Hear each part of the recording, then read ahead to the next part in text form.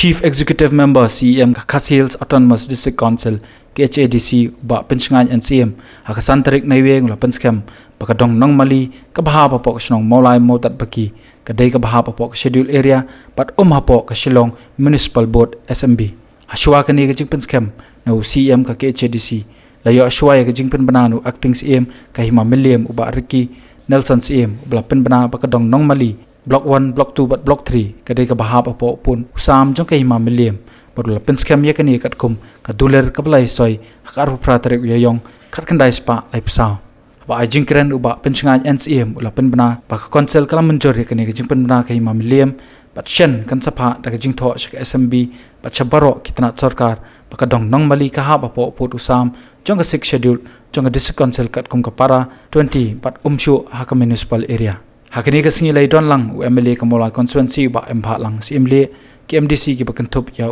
CEM Barim uba Edelbert Nongrum paduba Neil Antonio War Presiden Kamolai Town Dorbar uba SD Khongwer orang ba asnong molai motat baki uba BR Karmujai kidkhot ka sengkenthei sengsamla ki kot dulir baro uba ngidon record ngin khli yang sajisen ban beitang ban khli ban penlu ban penrung haki ain ke bastem hapokastet ke jongi ladang yo ya ka sarkar ka basnu thu nak bentar jungi lah jong.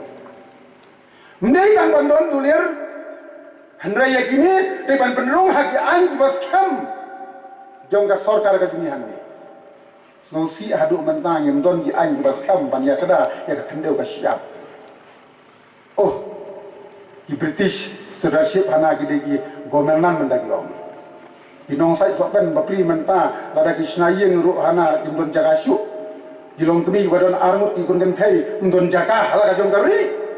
namar bahana kasat sopen leadership kadai ka British territories kapadi ka government lan revenue lan beta kasat sopen arpulaya totally ki leadership hana gindai ki government lan ladang undon jaka hala kari lajong ha ingin undon jaka